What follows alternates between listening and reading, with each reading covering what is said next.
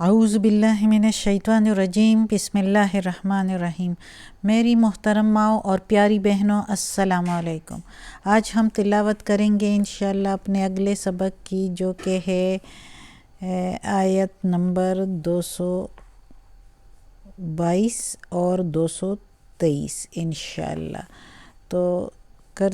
تلاوت شروع کرتے ہیں، لیکن تلاوت شروع کرنے سے پہلے میں آپ کو بتاؤں کہ بیل کو کلک کرے تاکہ میری اگلی ویڈیو آسانی سے آپ کو ملتی رہے۔ تو شروع کرتے ہیں۔ اعوذ باللہ من الشیطان الرجیم بسم اللہ الرحمن الرحیم۔ وَيَسْأَلُونَكَ، اور وہ سوال کرتے ہیں تجھ سے، یا وہ پوچھتے ہیں تجھ سے، یعنی محمد صلی اللہ علیہ وآلہ وسلم سے، عن المحیض، یعنی حیض کے بارے میں، انل سے محیض حیض، قل کہہ دو میرے پیارے نبی، ہوا وہ اذن گندگی ہے، کہہ دو میرے پیارے نبی وہی گندگی ہے، فَأَتَزِلُ النِّسَاءَ، فَأَتَزِلُ پس علیحدہ رہو،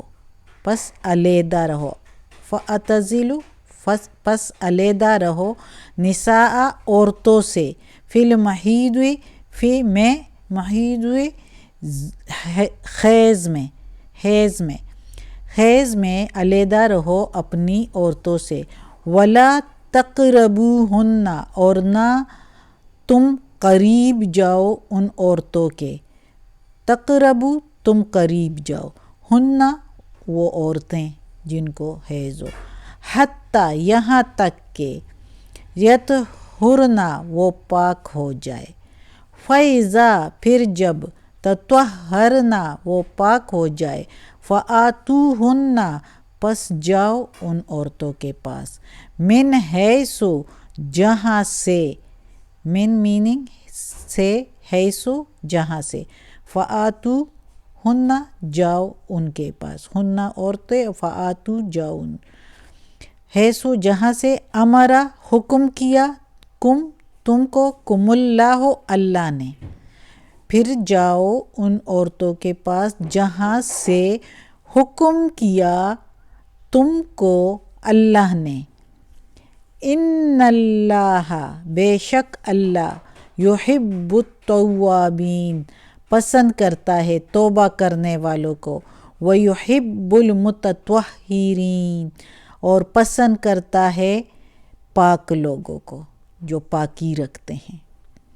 اب اس آیت میں اللہ تعالیٰ حیض کے، عورتوں کے حیض کے بارے میں بتا رہے ہیں۔ حیض جو گندا خون ہوتا ہے جو عورتوں کو ماہواری میں ہوتا ہے، تو یہودی کیا کرتے تھے کہ وہ حیض کے دوران عورتوں کے ساتھ کھانا پینا تک ختم کر دیتے تھے، ان کے ساتھ اٹھنا بیٹھنا ہی ختم کر دیتے تھے۔ یہودی جو تھے، قریب جانا کیا کہ وہ کھانا پینا بھی ان کے ساتھ بند کر دیتے تھے، جبکہ ان کے برعکس عیسائی جو تھے وہ حیض کے دوران بھی عورتوں سے ملتے تھے، جو کہ اس آیت میں دونوں کو منع کیا۔ محمد صلی اللہ علیہ وآلہ وسلم نے پھر بتایا صحابہ کرام رضی اللہ عنہ کو کہ یہ حیض ایک گندگی ہے، لیکن عورتوں سے صرف دور رہو، اس میں ملو نہیں، لیکن ان سے کھانا پینا اٹھنا بیٹھنا گھر میں جائز ہے، ان کے ساتھ کھاؤ پیو، کوئی ایسی بات نہیں ہے کہ وہ ساری گندی ہو جاتی ہے، اور ان کے ساتھ بیٹھو بھی تو کوئی وہ بات نہیں ہے۔ تو اس سے دونوں کی، یہودیوں کی بھی بات ختم ہو گئی اور عیسائیوں کی بھی بات جو ہے ختم ہو گئی، اور اللہ تعالیٰ نے کہا کہ جب وہ پاک ہو جائے تو پھر ان کے پاس جاؤ، تو جس طرح عیسائیوں کی بات تھی تو وہ بھی رد ہو گئی، اور وہاں سے ملو جہاں سے اللہ کا حکم ہے، یعنی آگے سے جہاں سے اولاد پیدا ہوتی ہے، پیچھے سے نہیں، لواطت نہیں۔ اور اگر کہیں غلطی سے حیض کے دوران بھی مل جائے اور پھر توبہ کریں تو اللہ جو ہے توبہ قبول کرنے والا ہے اور پاک لوگوں کو پسند کرنے والا ہے۔ اللہ تعالیٰ جو ہے توبہ قبول کرنے، یعنی جس سے غلطی سے ہو جائے، اللہ جانتا ہے کہ کون جان کے کرتا ہے اور کون غلطی سے کرتا ہے، تو جو غلطی سے کر جائے، گناہ ہو جائے اور پھر توبہ کرے تو اللہ توبہ قبول کرنے والا ہے، اور اللہ جو ہے وہ پسند کرتا ہے پاک لوگوں کو۔ اگلی آیت میں ہے نساؤکم، تمہاری عورتیں، حرث لکم،